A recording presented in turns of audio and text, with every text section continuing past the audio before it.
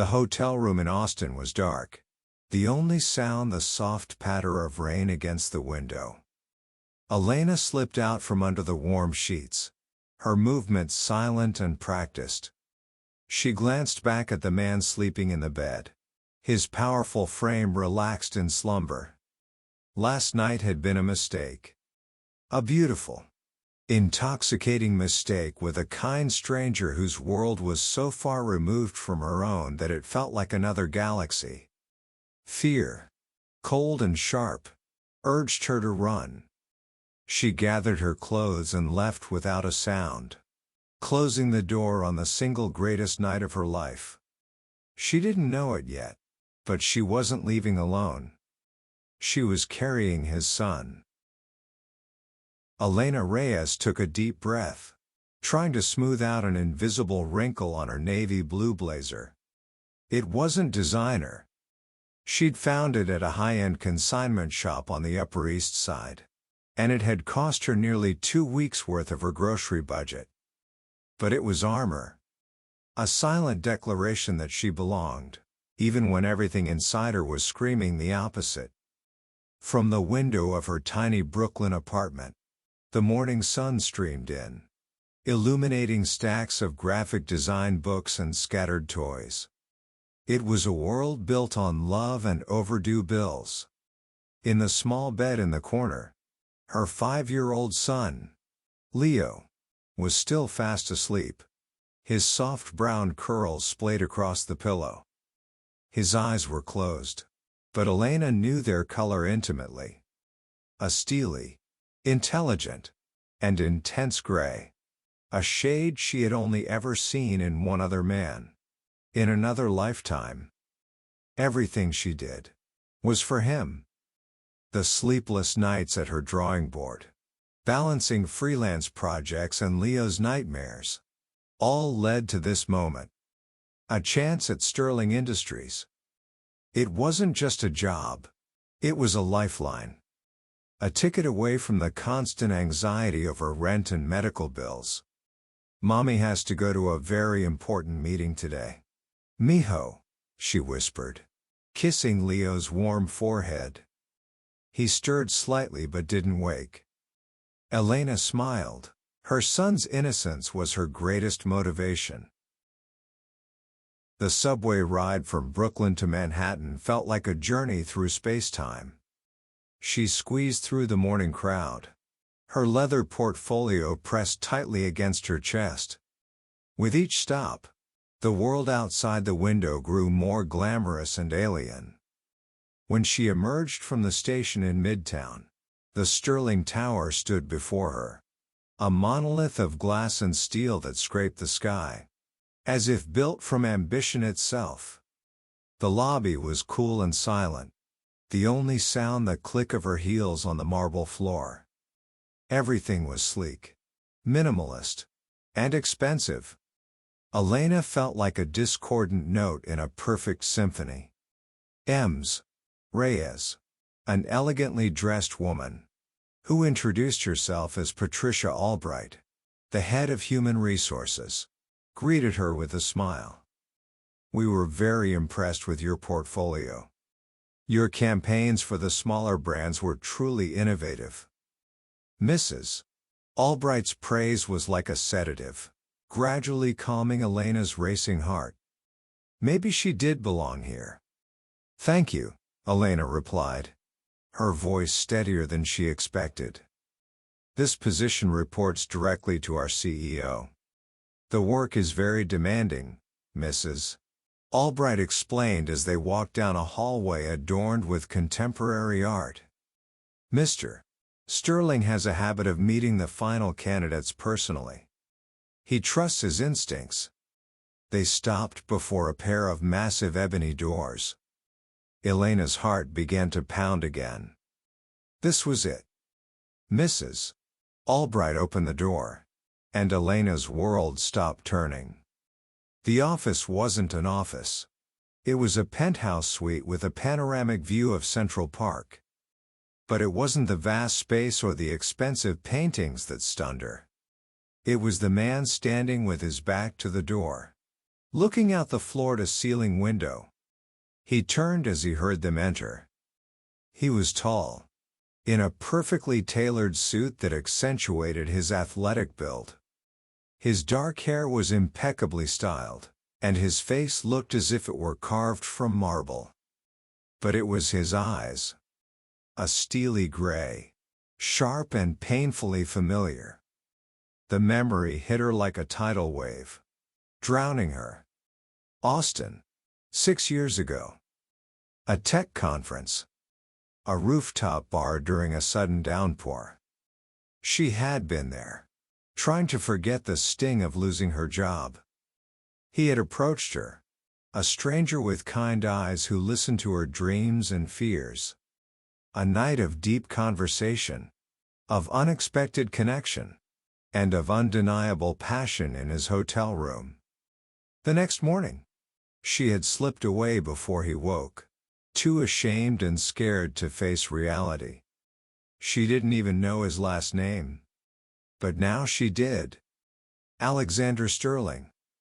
His gray eyes swept over her. For a brief moment, the calm mask of a powerful CEO cracked. His pupils dilated slightly. A flicker of recognition. So fast that if you weren't looking, you would have missed it. He remembered, too. He was the first to regain control. Reyes, he said. His voice was deep and even, but there seemed to be a new roughness to it. Please. Have a seat. Elena forced her trembling legs to move. She sat in the chair opposite his desk, feeling the eyes of Mrs. Albright, who was completely oblivious to the electric tension that had just enveloped the room. The interview had begun. But for Elena and Alexander, another, far more dangerous confrontation had just been born. Elena answered his questions mechanically, her voice a thin layer of ice over the chaos beneath. She presented her most successful campaigns, her strategies for consumer engagement, the numbers and the data. Alexander Sterling listened, his gray eyes never leaving her face. He nodded in the right places, asked sharp questions, but she could see the way his gaze lingered on her lips when she spoke, the way his jaw tightened when she gestured with her hands. He was in his own private hell, too. This job requires absolute dedication, he said, leaning back in his leather chair, his fingers steepled. Long hours. Unexpected business trips. Do you have any personal commitments that might interfere with these demands? The question, though perfectly valid in an interview, felt like a dagger. He was asking about the last 6 years. About the life she had built after leaving his hotel room in Austin. Professional excellence is my only priority, Elena replied, her voice cool and firm. I have a strong support system that allows me to focus entirely on my career. It was a euphemism for her kind elderly neighbor and the nights she had to work until 3 a.m. A long silence stretched. Alexander stared at her, and in his eyes, Elena saw a war being waged. Finally, he spoke, his voice decisive. The position is yours, Reyes, if you want it. The starting salary is $150,000 a year, plus bonuses and benefits. The number took Elena's breath away. It wasn't just a lifeline. It was a yacht. It meant a better school for Leo. It meant no more choosing between paying the electricity bill and buying medicine for her son. It meant, for the first time in 5 years, she could breathe. I accept, she said, without a hint of hesitation. Good, Alexander replied, his professional mask slipping back into place. Mrs. Albright will finalize the paperwork. You can start on Monday. And Reyes, he called out as she was about to leave. I demand absolute loyalty and discretion. My business is complex. I need to have complete trust in my inner circle. The warning was clear. He was giving her a chance, but also putting her under surveillance. The first few weeks were a tightrope dance of tension. Elena's office was situated just outside Alexander's, with glass walls that allowed him to observe her every move. She was the first line of defense, the gatekeeper, and the only one to witness his rare moments of pressure. They worked with a startling synchronicity. She seemed to anticipate his needs, arranging documents the way he wanted, preparing summaries before he even asked. That synergy made everything all the more dangerous. One morning, he stepped out of his office, loosening his tie. "I need a coffee. Black. 2 sugars." He paused, tilting his head to look at her, a challenge glinting in his eyes. "But I have a feeling you already know that." And she did. The memory of ordering room service for him at dawn in Austin was still intact. She just nodded and went to make the coffee, her heart pounding against her ribs. Every small interaction was a test, a reminder of the colossal secret that separated them. Their fragile equilibrium was shattered on a Tuesday afternoon. A platinum blonde woman, in a form-fitting red dress, strode into the executive area as if she owned the place. Elena recognized her instantly from business magazines. Isabella Rossi, heiress to a luxury hotel empire and Alexander's former fiancé. "Alexander, darling." Isabella's voice was melodic like silver bells but sharp as a knife. She swept past Elena's desk without a glance, heading straight into Alexander's office. Through the glass walls, Elena saw Alexander's body tense. "Isabella, you should have called first," he said, his voice cool. "Why?" "I just wanted to surprise you," she purred, running a finger along the edge of his desk. "We could have dinner tonight. To catch up on old times." Alexander's gaze unintentionally drifted toward Elena's office, and for a moment, their eyes met through the glass. A silent connection, a shared understanding that a threat had just appeared. Isabella immediately noticed the look. Her icy blue eyes narrowed, looking towards Elena. "Who is that?" Isabella asked, the sweetness in her voice disappearing.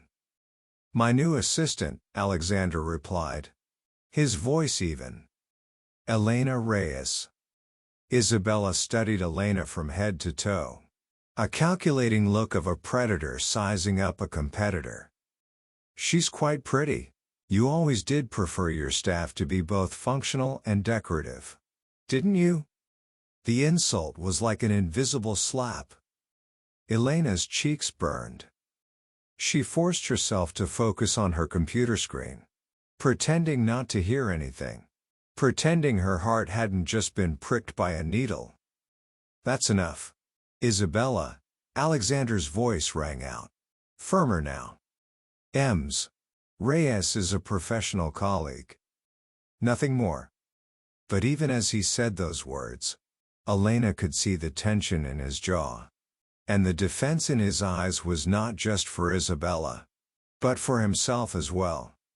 The storm had only just begun. And Elena was standing right in its eye.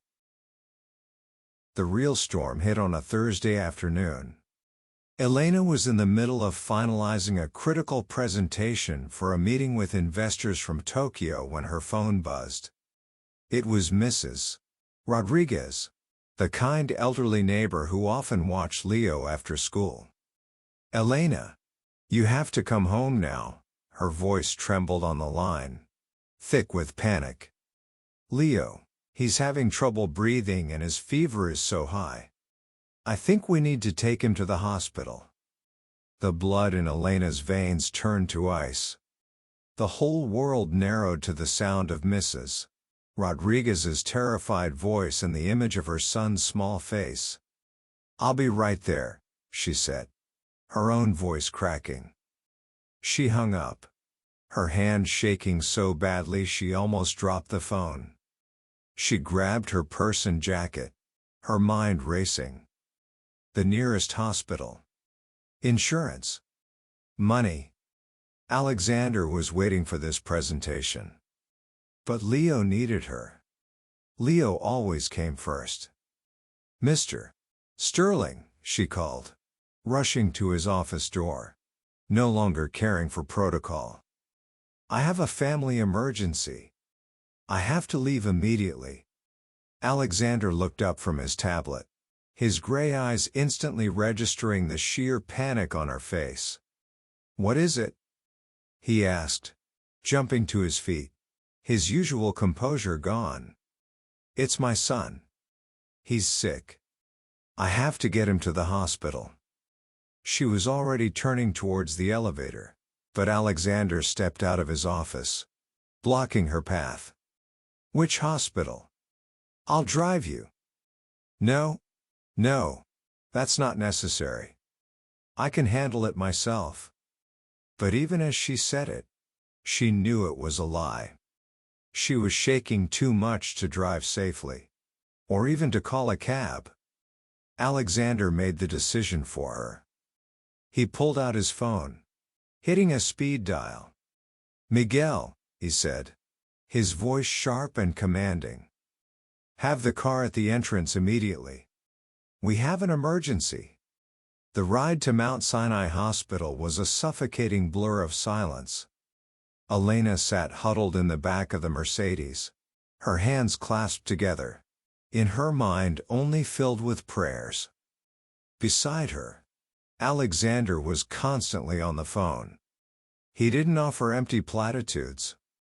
Instead, he wielded his power like a weapon, his voice cool and efficient, cutting through hospital bureaucracy and ensuring a medical team was waiting for them. His presence was both terrifying and strangely comforting. "Tell me about your son," he said quietly as the car pulled into the emergency bay. "His name is Leo. He's 5, Elena's voice broke. "He's never been this sick before." They found Mrs. Rodriguez in the pediatric waiting area, her face creased with worry. Leo lay in her arms, his small body limp with fever, his brown curls damp with sweat. "Mommy," Leo whimpered when he saw Elena, reaching for her with weak arms. Elena gathered her son against her, feeling his fever through his clothes. "I'm here, mijo. Everything's going to be okay." And that is when Alexander saw it. He stood sung-lie, as if nailed to the spot by an invisible force. His gaze was fixed on Leo's face. It wasn't the brown hair or the small nose. It was the eyes. When Leo looked up at the tall stranger, his eyes widened. A steely, intelligent, and intense gray. Alexander Sterling's eyes. Time seemed to stop. The pieces of a 6-year-old puzzle finally clicked into place. The child's age, the vaguely familiar features, the reason Elena had vanished from Austin without a word. The truth hit him like a physical blow. "He's mine," Alexander said, his voice a raw, incredulous whisper. Elena looked up from her son's feverish face, tears streaming down her cheeks. She looked straight into his stunned, gray eyes. She couldn't speak. She just nodded once. A single nod that changed everything. After the doctor confirmed Leo had a severe case of bronchitis but would make a full recovery after a few days of treatment, Elena's adrenaline crash-landed, leaving behind a bone-deep exhaustion and raw fear. Alexander had arranged for Leo a private hospital room. When the boy was asleep under the influence of medication, Alexander finally confronted her. They stood in the quiet hospital corridor, the cold fluorescent lights shining down on the polished floor. 6 years, he began, his voice low and dangerous, each word like a stone thrown into the silence. You kept my son from me for 6 years. I didn't know how to find you, Elena whispered, her voice weak. That night in Austin, we didn't exchange last names. I only knew your first name was Alexander. When I realized I was pregnant, you had already left the hotel. You could have tried harder, he growled, his long-suppressed anger beginning to surface. You could have hired a private investigator. You could have done anything other than just disappear with my child. The accusation cut deep, but it also sparked a flame of defense in Elena. She lifted her chin, her fear replaced by defiance. With what money? At that time I was a junior designer with a salary just enough to get by. I couldn't even afford a decent apartment, let alone a private investigator. And even if I had found you, what then? You're Alexander Sterling, a billionaire. I was nobody. Do you really think you would have believed me if I had shown up and said I was carrying your child? Alexander's anger faltered slightly before the raw truth in her words. You don't know what I would have done, he said. But the certainty in his voice had diminished. I know what rich and powerful men usually do when inconvenient women make inconvenient demands, she retorted, her voice as sharp as a razor. They hire lawyers. And they make the problem disappear. The bitter truth in her words hung between them, heavy and undeniable. The storm had only just begun, and it was about to engulf them both. Elena didn't return to work right away. She spent the next 2 days beside Leo, reading him stories in the luxurious private hospital room that Alexander had arranged, and trying to ignore the constant calls and texts from him. She needed space. She needed time to breathe. But the outside world would not grant her that luxury. On Monday morning, when she went to Sterling Industries to file for a formal leave of absence, she was stunned. Dozens of paparazzi and reporters were camped outside the building, their cameras raised like a firing squad. They screamed her name. Questions were thrown at her like stones. Ms. Reyes, is it true that your son is Alexander Sterling's son? How long did you hide the baby? How much money did you ask him for? Horrified, Elena squeezed through the crowd, escorted by the building's security. Her heart pounded in her chest. How did they know? Patricia Albright waited for her at the elevator, her face grim and sympathetic. She said nothing, just handed Elena a tablet. On the screen was the front page of a famous tabloid. The huge headline screamed, "The Secret Son of Billionaire Sterling, the Gold Digger Revealed." Below was a secretly taken photo of her and Alexander at the hospital, their faces etched with worry. Another photo, enlarged to the point of being blurry, was of Leo being taken to the emergency room. Elena's stomach churned. They had invaded her son's privacy. They had turned her worst fear into a public circus. I'm sorry, Elena, Mrs. Albright said softly. Mr. Sterling is upstairs. He's very angry. Alexander's office had been transformed into a war room. Lawyers in expensive suits paced back and forth, their voices low and urgent.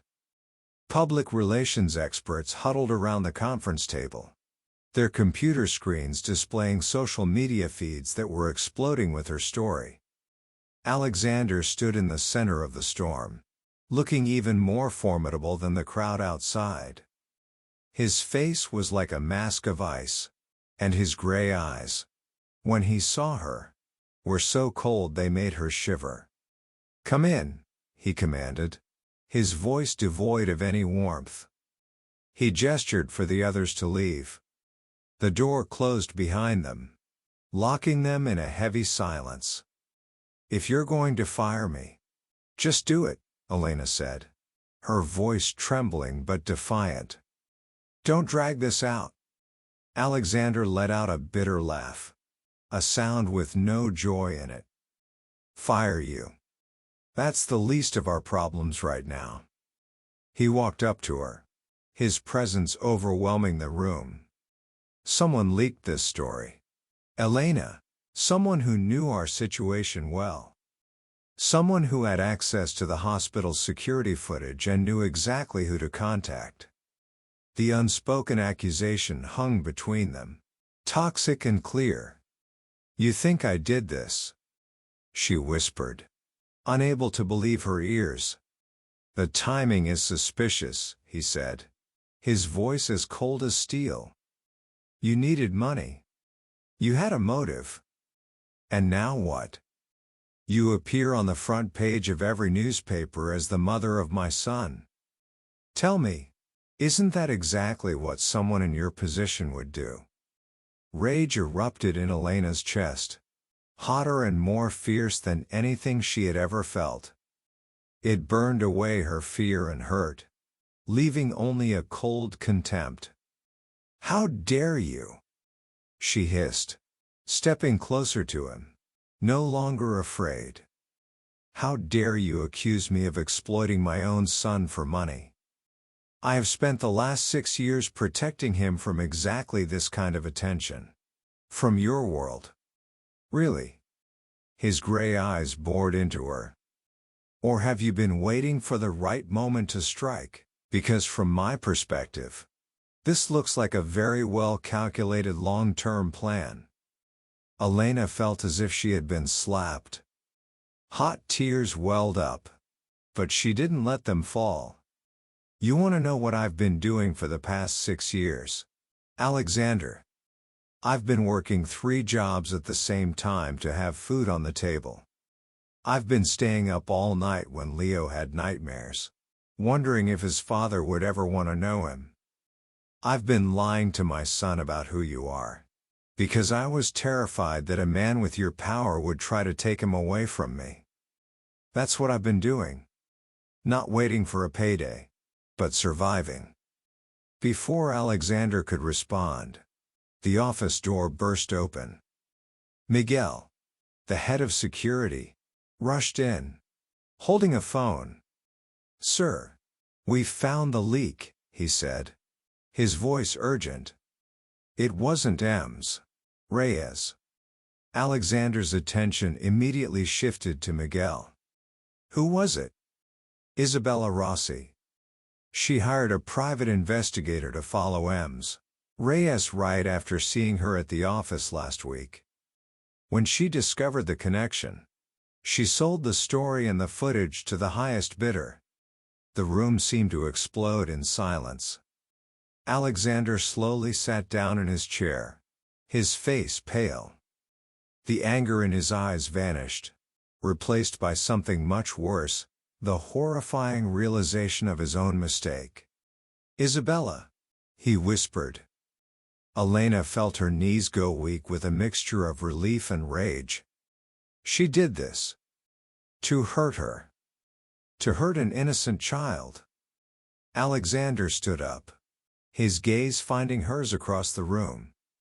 "Elena, he began, his voice hoarse. "I'm sorry. I never should have. I should have known." "Yes," Elena replied, her voice surprisingly steady, though tears were now freely streaming down her face. "You should have known. You should have trusted me." Trust. It was more valuable than money. Something he'd had and thrown away so easily. A few hours later, after a tense meeting with the lawyers, Alexander made a decision. He stood before Elena, his expression resolute. "They want us to issue a joint press release. They want to control the damage," he said. "But I'm not hiding behind lawyers anymore. He took a deep breath. I'm holding a press conference this afternoon. I'm going to tell the world myself. Elena looked at him, seeing for the first time not a CEO protecting his empire, but a man trying to protect the family he had just found, and had almost lost. The main lobby of Sterling Industries had been transformed into a battlefield. A sea of reporters and cameramen were packed behind a temporary security rope, their microphones thrust forward like spears. Flashbulbs exploded constantly, as relentless as lightning in a storm without rain. For Elena, this was her worst nightmare come true.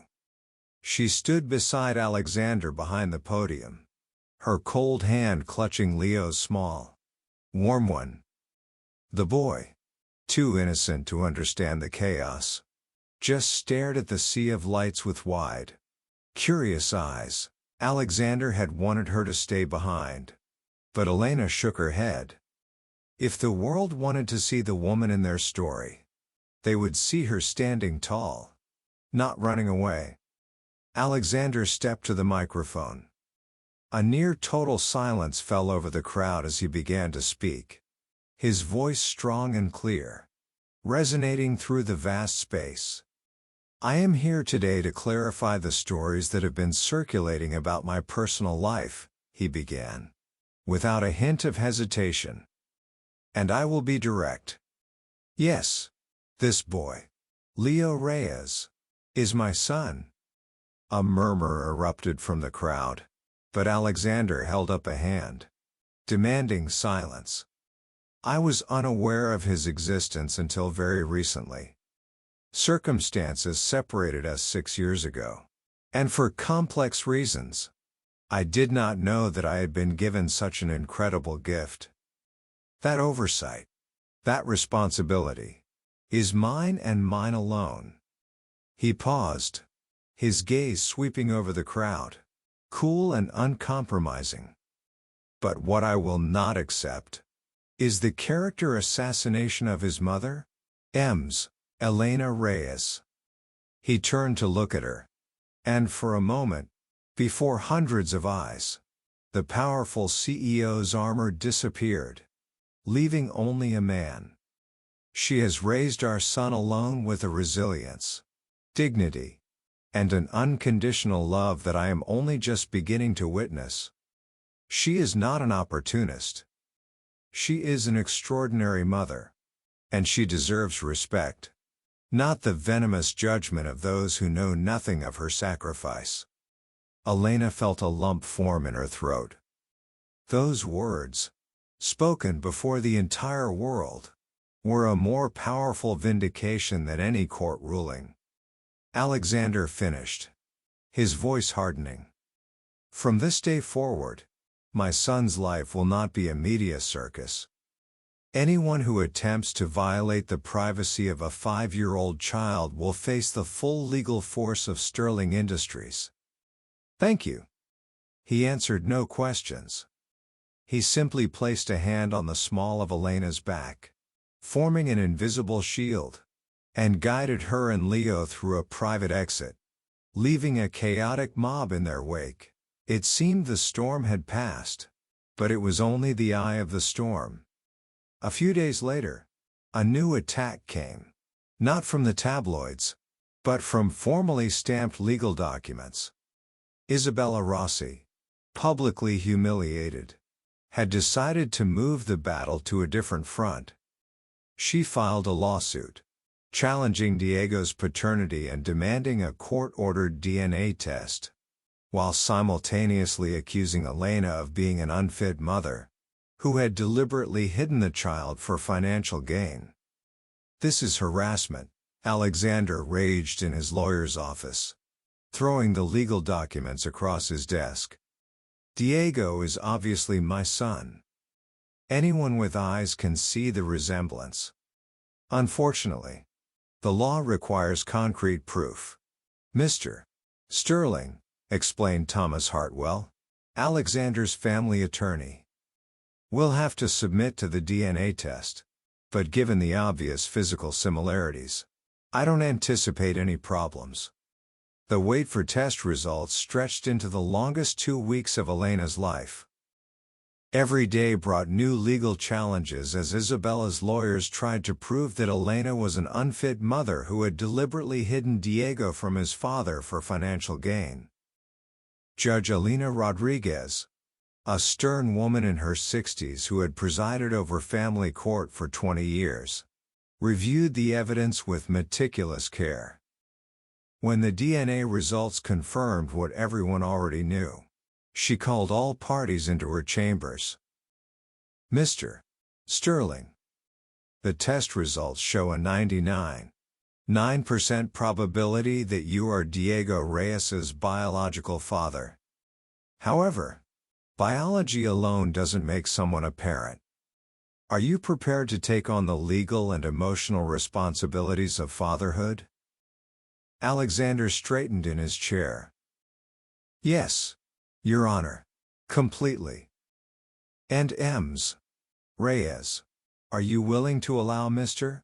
Sterling to establish a relationship with his son? I want what's best for Diego, Your Honor. If Alexander truly wants to be part of his life, then yes. The new beginnings. 6 months later, the media circus had died down. But the changes in their lives were permanent and profound. Alexander had purchased a house in Elena's neighborhood, close enough that Diego could walk between both homes, but far enough to give everyone space to adjust to their new reality. The house was nothing like Alexander's usual residences. It was a comfortable 2-story colonial with a big backyard painted in warm colors that Diego had helped choose. The refrigerator was covered with his artwork, and the living room contained more toys than furniture. "Daddy, watch this," Diego called from the backyard where he was demonstrating his soccer skills to Alexander, who sat on the porch steps with a cup of coffee and a smile that had become a permanent fixture. Elena watched from the kitchen window as father and son played together, still sometimes amazed by how naturally they had bonded. Alexander approached fatherhood with the same intensity he brought to business, reading parenting books, consulting child psychologists, and dedicating his evenings and weekends entirely to Diego. "He's gotten good at that," Rosa observed, joining Elena at the window. "Alexander or Diego?" "Both. Your man has turned into quite the devoted papa." Elena blushed at the phrase "your man." The relationship between her and Alexander remained complicated and undefined. They were partners in parenting, friends, and sometimes something more when their glances held too long or their hands brushed while helping Diego with homework.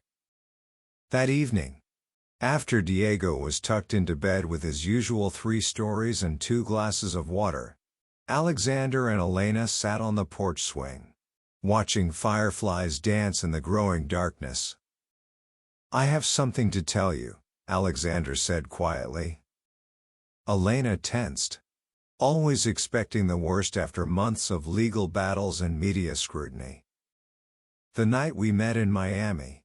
It wasn't just a random hookup for me," Alexander continued. "I was there for a business conference. Yes, but I had just ended my engagement to Isabella.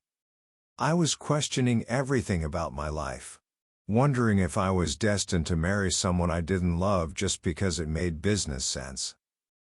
"Alexander, you don't have to."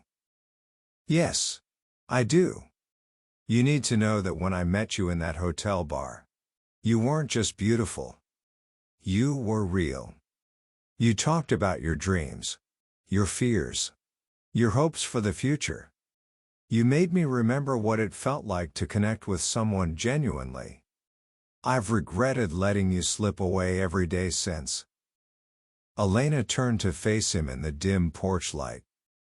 "Then why get involved with someone else? Why stay single all these years?" Because no one else was you. No one else laughed at my terrible jokes or fell asleep in my arms like you belonged there. I convinced myself I had imagined how perfect that night was. But then you walked into my office and everything came flooding back. The confession hung between them like a bridge. Neither was sure they should cross. We have Diego to think about, Elena said softly. We can't complicate his life by getting involved and then having it fall apart. Alexander reached for her hand, intertwining their fingers. What if it doesn't fall apart? What if we're meant to be a real family? The happy ending. 1 year later, Elena stood in the gardens behind Alexander's main estate, wearing a simple white dress and holding a bouquet of wildflowers that Diego had helped her pick that morning. The wedding was small and intimate, attended only by close friends and family who had supported them through the chaos of their public courtship. Diego served as ring-bearer, proudly walking down the aisle in a miniature tuxedo that matched his father's. His job was to carry the rings, but he also carried a sign he had made himself that read, "Today my mama and daddy get married and we become a real family." Alexander waited at the altar with tears in his eyes as he watched his bride approach. Elena had never looked more beautiful. Her dark hair adorned with small white flowers, her face glowing with happiness and love. "Dearly beloved," began Father Martinez, the elderly priest who had baptized Diego and watched him grow up in their old neighborhood. "We are gathered here today to witness the union of Alexander and Elena, to celebrate the family they have already created together." When it came time for vows, Alexander spoke first, his voice strong and clear as he addressed both his bride and his son. "Elena, you gave me the greatest gift imaginable without even knowing it. You gave me Diego, and in doing so, you gave me purpose, love, and a reason to be better than I ever thought possible. I promise to love you, protect you, and cherish every day we have together." He turned to Diego, who was beaming in the front row next to Rosa. "And Diego, I promise to be the father you deserve, to read you stories, play soccer in the backyard, and love you unconditionally for the rest of my life." Elena's vows brought tears to every eye in the small gathering. "Alexander, 5 years ago, I thought our story ended with goodbye. I never imagined that you would come back into my life and show me that love doesn't always happen according to our plans. Sometimes it happens in the most unexpected ways at the most perfect times." As they exchanged rings and sealed their union with a kiss, Diego cheered loudly from the audience. "Now we're really a family." The future unfolds. 5 years after that first job interview that changed everything. Elena Sterling stood in the nursery of their home painting murals of dinosaurs and spaceships on the walls while Diego helped by offering artistic advice from his position as supervisor. "The T-Rex needs bigger teeth, Mama," he declared with the authority of a 9-year-old paleontology expert. "Bigger teeth it is," Elena agreed, adding fearsome fangs to the dinosaur's mouth. Alexander appeared in the doorway with paint in his hair and a huge grin on his face. "How's the decorating committee doing in here?" "Daddy, look at the volcano Mama painted. It has real lava." Diego pointed excitedly at the orange and red streams flowing down the painted mountain. "It's perfect. It's just like everything your mama does." As Alexander wrapped his arms around Elena from behind, resting his hands on her gently rounded belly where their second child was growing. "I hope she likes dinosaurs as much as her big brother," Elena murmured, leaning back against Alexander's chest. "She'll love whatever Diego teaches her to love," Alexander replied, pressing a kiss to Elena's temple as they stood together in the nursery, surrounded by the evidence of their love and planning for their growing family. Elena reflected on the journey that had brought them to this moment. A job interview had revealed a secret. A secret had led to truth.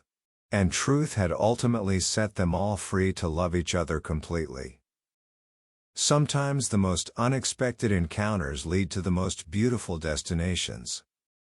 And sometimes the greatest love stories begin with the simple words, "The position is yours if you want it." Epilogue. Full circle.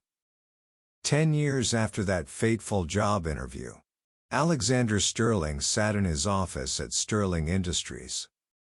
But now the walls were decorated with family photos and Diego's artwork.